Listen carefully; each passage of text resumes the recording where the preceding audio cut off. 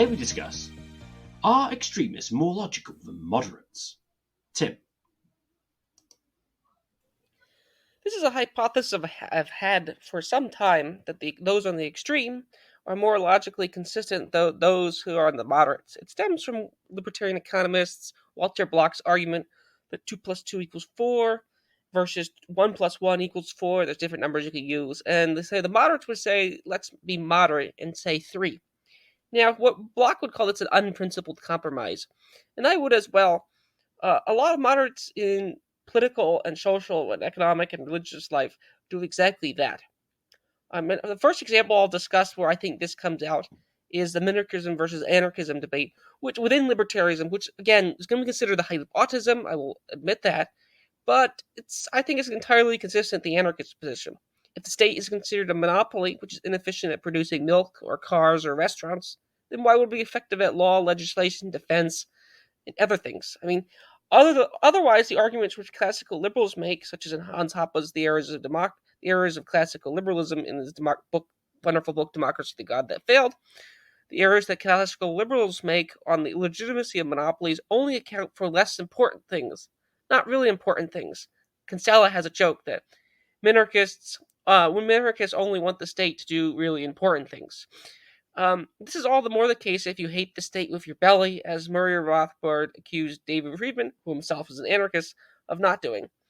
So minarchism is inconsistent, and as we argue on our own episode, like episode 40, on our Ed Feser theory of the state, Ed Feser is a Catholic who's an ex-libertarian, they oftentimes have Lockean provisos and loopholes which you can drive trucks through them. So there's a first issue, I think, where the extremes are more consistent. Abortion, another area. I'll just do a cursory touch. We had discussed this on an episode, 2 episodes actually, and maybe even 3 episodes on why do people have children. A governor that was running for a state in the United States, as well as Trump, made the comment that if the woman commits abortion, they should get the death penalty or life in prison. And many pro-life people got annoyed at, this is outrageous, you can't say that. But to me, it's entirely logical. If abortion is murder, then whatever the person did gets the penalty. If it's just a clump of cells, then it's not murder.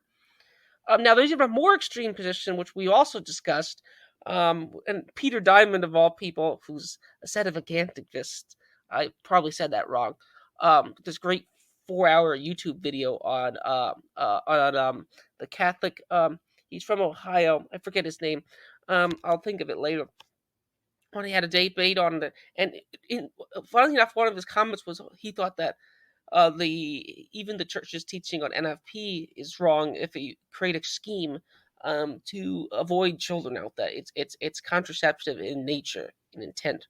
It's a kind of private murder. But again, that's an extreme position. I don't know. I'm a single guy, so you could argue that this is an extreme position. So is Diamond.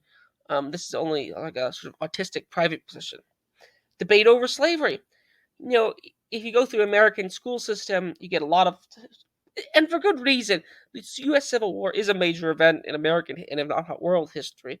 If you go through American history, whether on your own, in more private study, or in the mainstream classes at universities or high schools, you're going to hear a lot about it. And one thing you'll find is that the people in the middle are the most inconsistent. The Southern radicals, the fire eaters, as they called, who wanted to expand slavery, reopen the slave trade, are very consistent. And the Northern radicals, like Thaddeus Stevens, I think that's William Lord Garrison and others, they're also very consistent.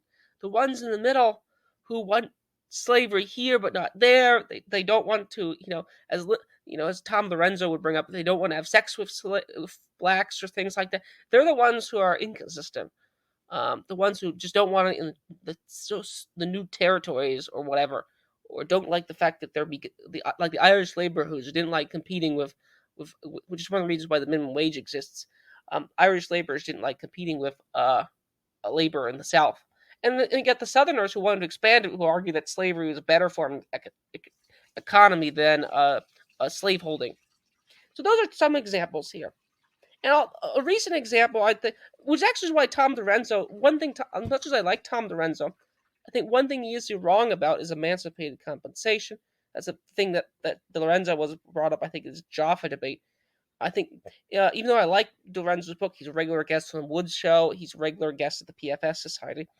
But like, if slavery is an evil, paying people in the Pergovian sense, I think, is uh, this is where Pergovian type taxes or payouts is kind of weird. It might be tactically useful, but it doesn't seem particularly quote unquote just. Now you could say there's no justice in politics, and I would argue justice is sort of a weird concept to begin with. The next example is a recent example, Israel Palestine. I think a lot of the people in the middle have no clear solution for their problem. We've had 2 episodes with Keith Preston on this. It seems like the single state liberal democracy, where everyone identifies as Zionist or Hamas, is just a recipe for interethnic conflict of ghetto warfare, basically. They could all assimilate and become like kind of Americanized liberals of the 51st state, and have uh, the Palestinian rights to be defended. But that's an absurd thing. That would require that's not happening any time. Well, it actually could happen. But they couldn't identify as Zionists, or they couldn't identify as Hamas, or they couldn't identify as Palestinians, or they couldn't identify as getting huge subsidies like the Orthodox do. So a lot of the solutions there don't really make sense. It's either one will win or the other will and the other, by definition, will lose, and so forth. And my final thing is theism. I've been rambling on here a little bit, but same thing. It seems like even Christ and Paul, I would point out, more or less state this, by the way. Lukewarm theism seems to be none at all. Spit you out, basically. And Christ and Paul themselves seem to be extremists in their practice, as is, I would think, Aquinas, Augustine, Edwards, Luther, Zwingli, and Calvin. I'd also add Joel Osteen and David Bentley Hart to that list. They all are logical extremists when you read their writings, and so forth. So I'll stop there. Those are 5 big issues I brought up here, maybe 6, where I think the extremes are right. When I got this idea from the Stanford Policy Center, they had a study on cross-partisanship and bipartisanship. Turns out the people who are bipartisan in like Facebook comments tend to be inconsistent. So when you ask people who have like moderate views on COVID masking, for say, they wear it sometimes. They really don't have a consistent position. You and I are consistent by not wearing it, not getting VAX'd, or not, and not like obeying the lockdown orders unless you're totally gunpoint. The people in the middle, inconsistent. Now, on the other side, the people who wear double masks, lined up in a stadium to get it, stay inside like Nassim Taleb, they're consistent. Also, so in that sense, the extremes, at least on a action level and intellectual level, seem to be consistent. So I think what would be some counter arguments against this? Do you think my hypothesis, I didn't say theory, I said hypothesis, is right in the sense that the extremists make more sense than the moderates? Okay, so I'm sympathetic to your position. If I was trying to make the best case as to why the extremists are wrong, would be, well, firstly, the extremists may be more consistent with the premises that they hold. So, for instance, supposing that you held the view that premise abortion is murder, mother kills her child, therefore mother is guilty of murder, and such should be subject to whatever punishment you think should be applied in cases of murder. That's obviously consistent. It's technically valid. The question arises, though, whether or not the premises of the extremists are true. So their arguments may not be sound, even though they're valid, because soundness requires that the premises be true. And so the premises may be false. So let's take some of the more radical environmentalist types that basically take the premise that human impact is bad. That's essentially a premise. And they're consistent with their views following from that. And that's sort of a valid position in the technical logical sense, but is human impact bad? Well, that's not immediately obvious.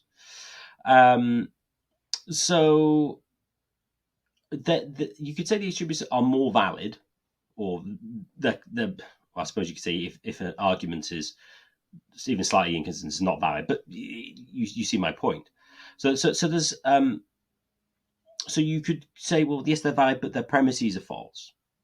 Now, with the moderates, how could you best defend the moderate? I suppose you could. So that's a criticism against the extremists. How to defend the moderate?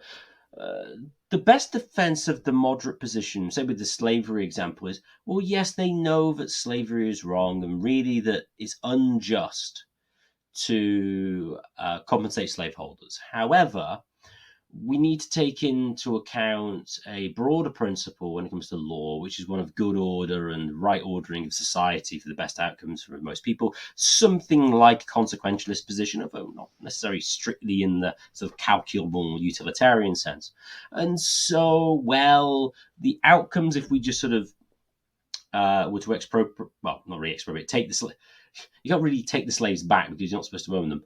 But you forcibly free the slaves, and this would cause some social problems, and so for that reason we have to use these sort of inconsistent methods because we just need to smooth the ride, because the overarching principle is sort of rightly ordered society, and to get there we might have to be a bit inconsistent to smooth the edges to get to where we want to be. Now, I suppose you could argue, but ultimately that's a valid conclusion given the premise.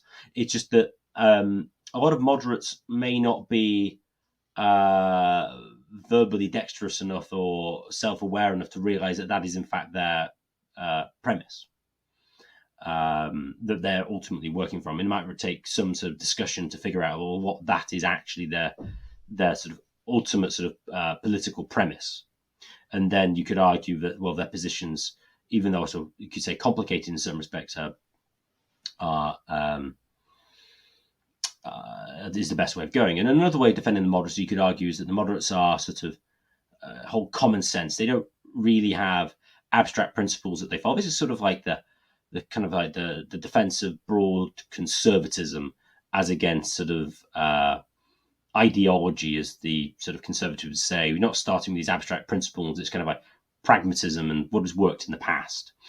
And whilst their arguments may seem a bit inconsistent, it's more of a case of they have some sort of pragmatic premise, not some sort of abstract one, say abortion is wrong, abortion is murder, or human impact is bad. They'll just go, well, you know what kind of works. So I would say those would be the best defenses I could raise for the moderate. What do you think of the defenses? Are the defenses good defenses, or do they have lots of holes in them?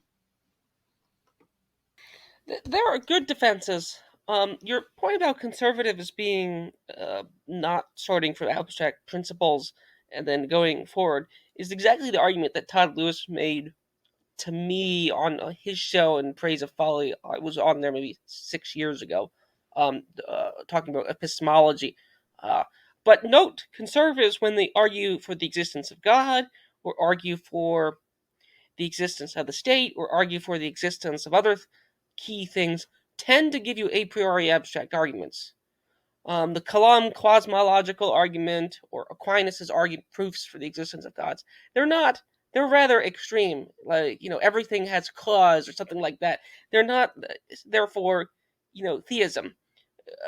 It's when you push them on essential things like state, or like uh, uh, God's existence or something like that. They go full. Now you could say, well, that's not really pertinent to everyday life, but I think they would say the state or Christianity is pertinent to everyday life. So why not use your abstract reasoning more often here in that sense to get to other conclusions here? So you could say there's a certain left wingness to this, and I could have brought up Marxism example. The Marxists have a rational theory about the state, and Hans Hoppe, who's ex-Marxist of some stripe. I mean, there's this whole Chomsky will make fun of ex-Marxists, also, which I think there's a certain criticism of ex-Marxists, which I think is true, that like how much of a Marxist were we actually were to begin with, sort of like ex-Catholics or ex-Protestants, you know. But Kopp is very sympathetic. He has a whole lecture slash article on the Austrians and similarities to the Austrian Marxist class critiques. And actually, to go back to my extremist position, I think people like Caleb Malcolm, Chris Cutrone, and others are a lot more consistent than social democrats, for example, here on like the party in the state. Just with it, what do you make of the idea that if I were to sit down to talk about like rights or the state or the existence of God, you'd probably give me your conservative would probably give me a very abstract, what I would call extreme argument. Would you agree with that characterization? And do you think they should then continue to follow that ideas elsewhere? Or is this sort of more ad hoc thinking of using common sense more applicable here in most areas, if anything, in therefore all areas? Swithin? I do think it's an interesting point. The reason, especially because if you get a theist to argue with an atheist, the atheist will effectively admit some form of bruteness or something that is unexplainable. And the theist will push him on, well, no, I mean, surely if even one thing is unexplainable, then the entire system collapses and it's inexplicable and we don't know anything. And since we do know something, then we can't have anything that's inexplicable. So they would really push that. I mean, especially if you get people with sort of like PSR style arguments for God. Things either have what explains something is either something else or the thing itself, and therefore the only thing that sort of can explain its own existence, for instance, is God. And so they do push that, but then when they go to the social realm, they tend not to do that. Which it is something consistent. Although what you could say is what hasn't happened, and I suppose this is probably the best defense of sort of the conservative position, is what is required is a new sort of Walter Block of natural law political theory to sort of make the conservative case conscious in the way that it hadn't been before. It kind of just been assumed, and we've got this sort of very analytical sort of mind-centered post-Cartesian way of doing philosophy, and we need to do that. And I think that's true to some extent, because I mean, you could argue that some of the I've read bits of it. Sort of, you mentioned Epheser, he had the Aristotle's Revenge and the return of sort of Aristotelian style arguments in sort of physics and chemistry, a way of looking at the world, which is you could argue a more conceptually rich but kind of more complicated version than, say, classic deterministic materialism. So, I mean, you could say the mechanistic view of the universe basically has only efficient and material causation.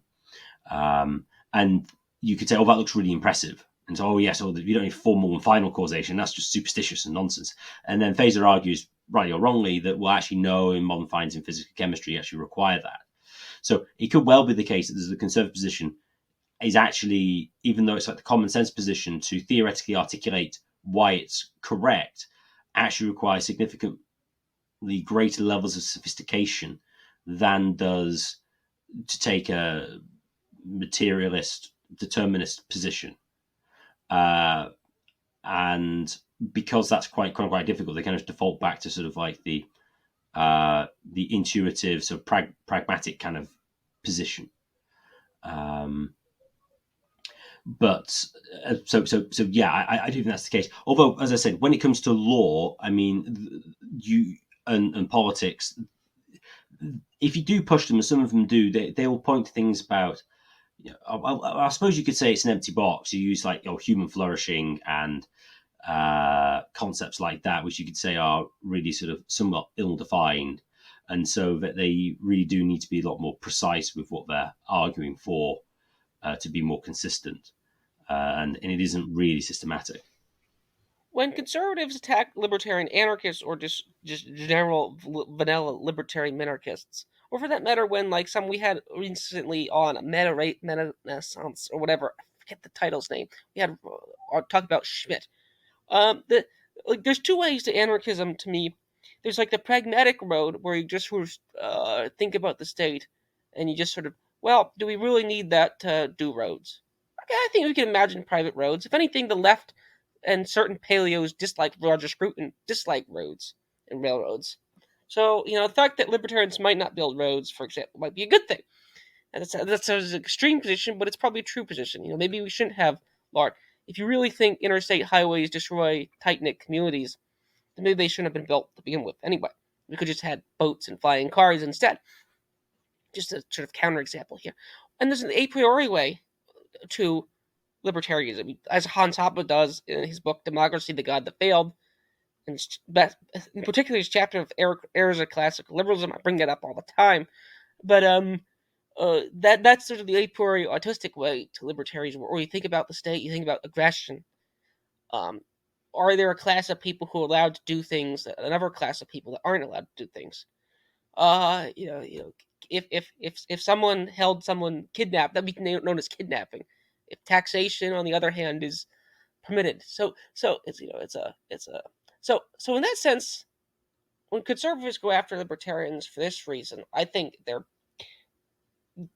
are multiple roads you could get to the same destination here. I do think this is one of the errors of conservatism on social issues, where they're fighting against the left, who are extremists, and they'll admit that. Like the left has a very clear view. Now, one way to attack the left on this is to get them into their details. So like their views on the family, for example. Does the left want to, like, the left is probably individualists in core much more than the libertarians are, although the conservatives, of course, will accuse the libertarians of the same thing. But notice they're going up against extremists in their views. They either think marriage is a slavery, we've done an episode on that, or they think that the church is slavery. They don't think the church as an institution should be tolerated, should be abolished. Now, they might not hold that as a public view all the time, but their private extreme position, which is the one they work for, their actions probably motivate from them, is that.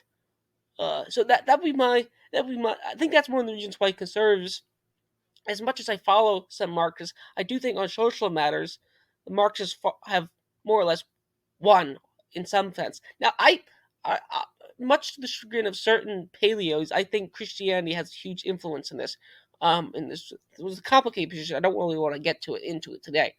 But do you think that's one of the reasons why, quote unquote, conservatives in the past 100 years in the United States and Britain haven't really been able to conserve anything of any specific? I assume you'd agree on social matters and even economic matters. We have a managed society with central banks and other things. So, what would you make of the creed? Do you think this sort of lack thereof extremism is a motivating factor of why the left has its own version of extremism? And again, there might be internally inconsistent on some level, probably. So if you go full autist against them, they might. But that would be my way of thinking about it. So, then, any comments on this?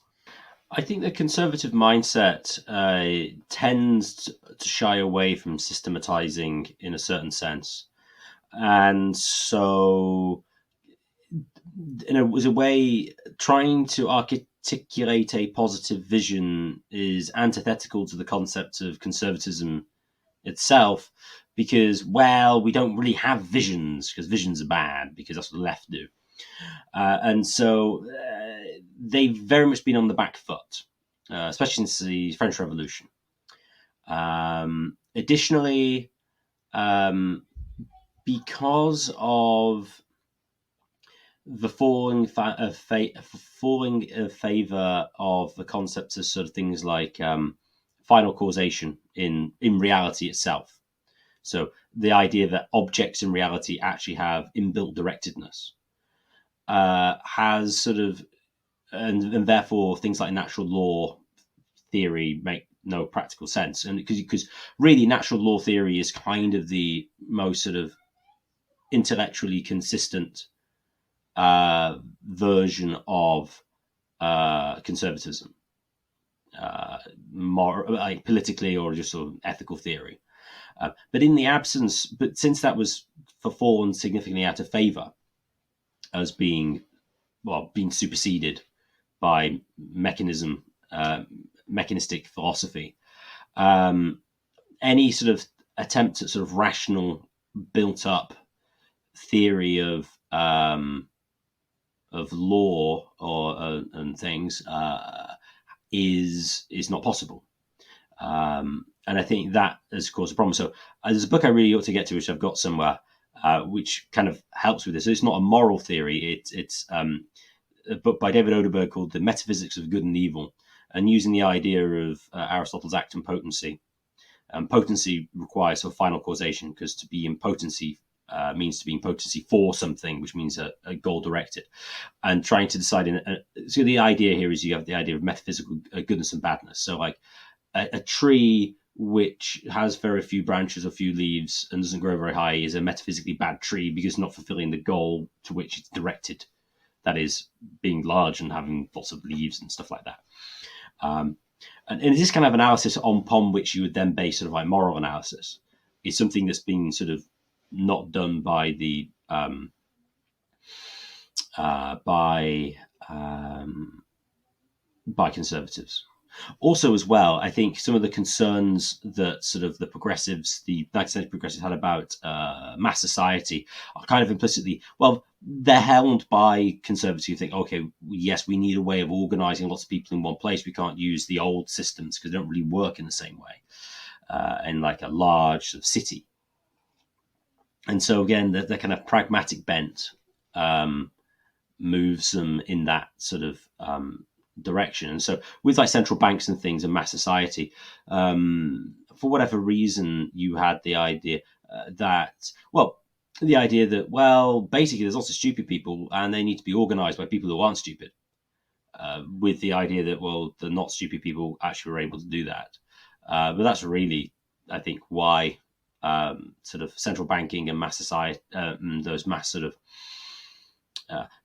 the institutions to organize mass society arose, and I say, been in the back for ever since. The progressives are still in charge. It's just they've done a U-turn on sexual revolution and race. Otherwise, they're essentially the same people who kind of really got into power in America in the post war between the states, quote unquote, civil war period, and in the UK from the Reform Act. It's hard to say exactly in the UK, but certainly by the late 19th century. I brought that up because you responded to an argument which I've had this hypothesis for some time that the extremists are right. I would say that the terrorists are another example where the only people who are willing to do terrorist acts are, by definition, extremists. I had a political science class on terrorism. And one thing that's oftentimes stated is that contrary to what George Bush or Benjamin Netanyahu or the Charles de Gaulle or Winston Churchill would say, terrorism does work. If you have a kind of goals that can be brought about by terrorism, if your goal is a kind of national liberation struggle, blowing up French infrastructure in Algeria would probably work, and it does work. Taliban blowing up, a few tanks and a few buildings. That's if the normal story is true. Again, I know Building 7, blah, blah, blah.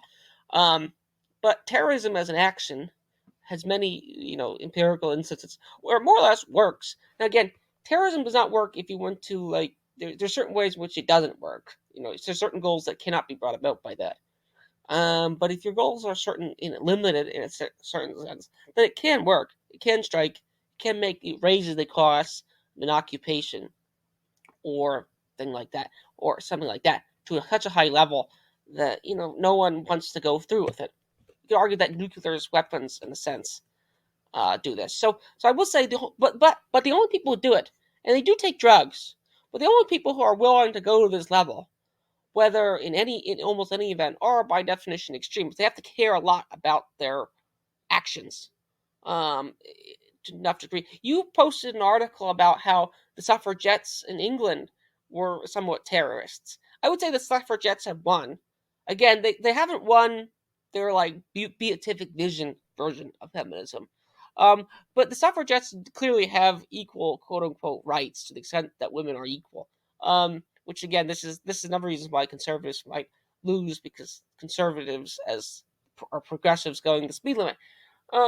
Which is fine, but then they shouldn't actually be that concerned about things changing, because they actually deep down agree with the changes. They just don't always admit that.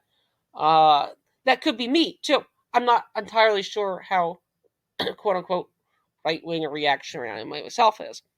But that would be my first inclination to this was on terrorism. So normies will say terrorism is heinous act and so forth, which on sort of strict logical view it is. But on a sort of more larger act, Norman Finkelstein, for example, defended some slave rebellions by John Brown and Nat Turner in the 1830s and 1850s, which they would say that Frederick Douglass and so forth, later people would look back at their actions and they were inspired by them. They also forced the South to implement the Fugitive Slave Act, which radicalized the North in a way that it couldn't have. Same way with Israel here. They killed. It turns out I was watching Scott Ritter and Scott Horton and Judge Napolitano. Turns out friendly fire probably killed half of the Hamas. I should be careful. Israel was panicked. They sent in helicopters. They probably killed some of their own hostages anyway. But anyway, even if they killed all 1,500 of them, they had that effect of radicalizing Saudi Arabia, radicalizing Iran, radicalizing Hezbollah, and so forth. But if you think about it on first-person view, who would do something like crazy like that? Only an extremists. Now, it could be you could be saying I'm doing a kind of ad hominem fallacy. We discussed ad hominem with for a YouTuber known as Terminal Philosophy. Are ad hominem fallacies right? Are they consistent? So you could say that my sympathy with extremists comes from ad hominem arguments, which sometimes I get accused of buying into here. But like I say with Peter Hitchens, in that episode, Peter Hitchens has a great article at his own blog.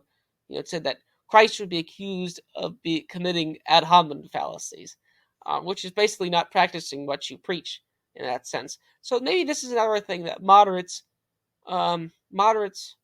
are lacking of. But it could be the case. It could be the case that certain things are unlivable.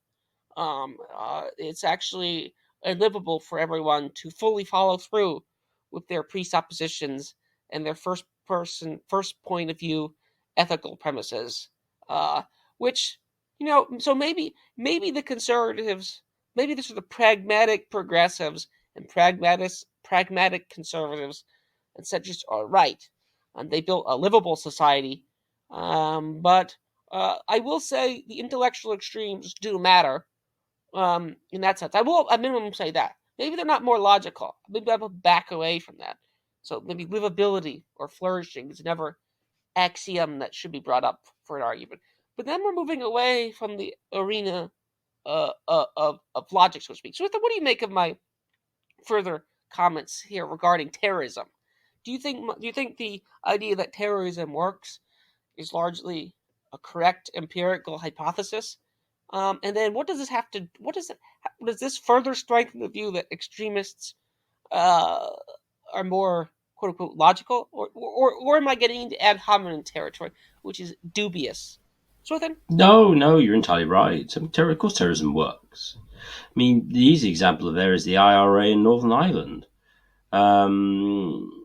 We had the Belfast or Good Friday Agreement in 1997, which changed the face of Northern Ireland. We got rid of the Royal Ulster Constabulary and replaced the Northern Ireland Police Service.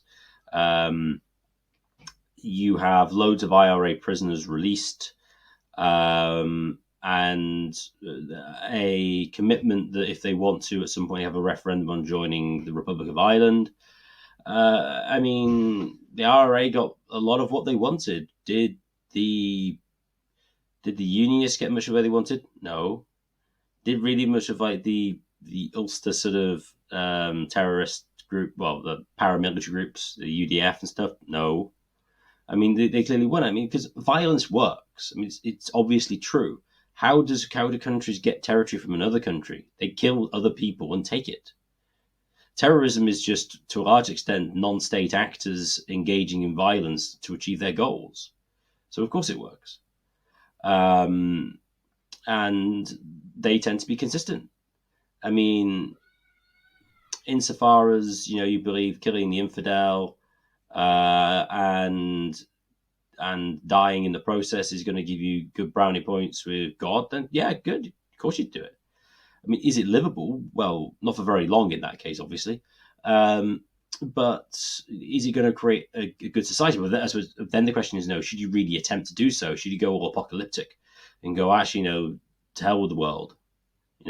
Should we just, doesn't matter what the consequence, I mean, this is really just going into the whole sort of like consequentialist, deontological kind of position. Should you just focus on the outcomes, or should you just focus on what's good and what's right? And it seems to be the Conservatives do focus on sort of the consequences. So more so, and you could say that, although interestingly, even though most people, they aren't conservatives in the way that the traditional conservatives would say, they do tend to have a small c conservative mindset. So I mean, for instance, if you were to suggest, say, abolishing the central bank, they'll go, no, you'll create uncertainty and it'll be unsettling. It's like, well, yeah, it would, but it doesn't mean it's not a bad idea. So, yeah, clearly, terrorism works. Terrorism works if you have a set of goals which can be brought about by terrorism. Which, if you want to occupy another society, this is where terrorism doesn't work. So it's like if you want to create a Jeffersonian republic in Afghanistan, for every if you blow up a building containing a terrorist leader and you happen to kill his young daughter or his wife or whatever, or his servant, the local newspaper and papers will of course report that Americans kill local servant, and then that'll create more terrorists, because what a heinous act. And it does the same thing in reverse, by the way. It doesn't help. This in the lead up to World War One. Would about American entry. I mean, there was the myth of what called the rape of Belgium, which is the idea that Germans acted brutally in Belgium, which brought in I forget they brought in the United States or Britain, but they did not act nicely. So like it's in a sense sometimes the counter propaganda sometimes is true too. It sometimes is true too. So it is. It just seems like terrorism and terrorists by definition are more consistent. I will also say that if you want to call State Department terrorists, whether their goals are achieved, they're at least consistent. I think a State Department terrorist, someone like Henry Kissinger or someone like Bomber Harris. Well, that's the English State Department, but they're in a sense more consistent. There was recently a interview between Scott Horton and Douglas McGregor, I believe, and they were talking about apparently Teddy Roosevelt and the oil guy Rockefeller. He wanted to he told Roosevelt he should go send the army over to Iran, invade it, and take the oil. This is kind of like a classic mercantilist move. And he said, "Well, I can't actually do that." But there's a certain sense where he responded like, "Why not? We did it elsewhere. Why not do it here? There's more lucrative money to be made and resources to control." It's an interesting interchange between two of the most powerful people in the world at the time. So I do think this goes back to the anarchism dispute and the Carl Schmitt dispute over like what counts as legitimate violence. Because the only way moderates will do violence is if the state instructs them to do so. In general, or it's crime. But again, crime is something that in general, in a half-functioning society, is generally kept to the fringes. In a certain sense, as I discussed before an episode on justice, if crime reaches a certain level, it's no longer a society. It is just mere anarchy, for better or for worse. Or it's anarcho-tyranny, which is the idea that it's the Sam Francis idea that the only rules the state enforces are the, so to speak, rules against certain people, members. It doesn't create order in the sense that it creates disorder. It enforces rules like gun control, which is disarming. It enforces rules like high taxation. So I will say that would be my pushback here against the idea of well, not my pushback, but pushback against the critics of the extremists from the sort of center right. That historically, you have to sort of look at terrorism in a sober light and not overreact to it too. So maybe a way to deal with terrorism is not overreacting here. If you want to be a moderate, if someone does something crazy and you don't want to reward terrorist behavior, that would be a way out of it. But that by definition is hard to do, and I think it stems from what counts as legitimate, illegitimate violence. What do you make of my counting of illegitimate slash legitimate violence? Many of the instances I brought up in my first 6 examples, such as the slave rebellions, such as the abortion debate over punishment, have to do with violence. So people are okay with calling abortion a murder unless you start talking about punishing people. Then the guns, in a sense, come out here, and that's sort of or banning the procedure here. Then, in the sense, the guns, in the sense, people's sort of skin in the game gets entered here, because that's what the state, by most defenders of the state, want to deal with is violence. It's not a nice entity here. So like, there's certain statists that I can intellectually think about. Someone like Schmidt, but also others. The state is a gun, the state is a cage, the state is a policeman. It's not a welfare. It's not a nice guy. So what do you make about the illegitimate versus legitimate violence distinction here? Do you have any comments on that? It is certainly the case that most people would think that the state-sanctioned violence is legitimate and the other one isn't. I think I remember hearing that soldiers in wartime, if they kill people, to a large extent, don't particularly care. So, well, I was told to do it by the state, and therefore it was fine. But if you have people who've killed people in their own homes and other things like that, they tend to be psychologically more impacted by it in such a way that they look back negatively on it in a way that they wouldn't do, say, in wartime sanctioned by the state. And I'd agree entirely when it comes to, you hold these abstract views that abortion is murder, and it's like, well, should we treat it like murder then? Well, maybe not. Or is it murder then? So yeah, I do think that's entirely the case. Just something that I forgot to mention. I thought I was going to. Just another way to argue how how politicians, although they seem moderate, actually aren't. Is they look like they're inconsistent, but actually they are consistent. It's just that we don't know what their premises are, because their premises normally are, I need to do things that are in my interest and make the most money, most prestige and power that I can, so I'll do what I can to achieve it, in which case they're entirely consistent. If your goal is to grow the bureaucratic state, then lots of government action makes entire sense, even though it looks like it's wrong on the outside. Also, another point as well, just on the moderates, it's not surprising that the moderates mush around and don't hold extreme positions, because holding extreme positions would rock the boat. And if you were to rock the boat, then they might earn less money. And that'd be bad. So two things. One, people might look like they're inconsistent, but actually aren't. You just don't know what their premises are. And secondly, a lot of people don't really care. They just want to have... A lot of people are just consequentialists. And as long as it's in their interest, they'll just believe it. And that's kind of fine. So, My final question here for Swithin, are you an extremist? I would say on a logical level, I am clearly an extremist. I mean, I'm a right-wing anarchist. If someone held me down and told me my views, I would say To sound I'm a Christian, I would say, I mean, my opposition to Christianity is basically just too extreme. So that there's a sense in which I'm not an extremist. My views, I think there's some unlivable aspect of, Ayn Rand would say, who much has lots of issues, I know, would say that Christianity, her philosophy is a philosophy for living on Earth. I would say Christianity is that's one lacking problem of it. So, like when people talk about flourishing, it seems like Christianity properly done will lead to your martyrdom. So I would say that that's an area where I'm not an extremist. Although on a logical level, I am on the road to that. So I would classify myself as a moderate, and I look at other quote unquote extremists in other lands and other societies, and both now and historically, largely sympathetically. I mean, do I want to live in Afghanistan? No.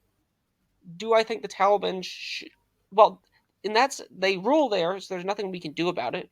Maybe China or Iran can overtake them, but the United States or Britain can't. Nor is it worthwhile.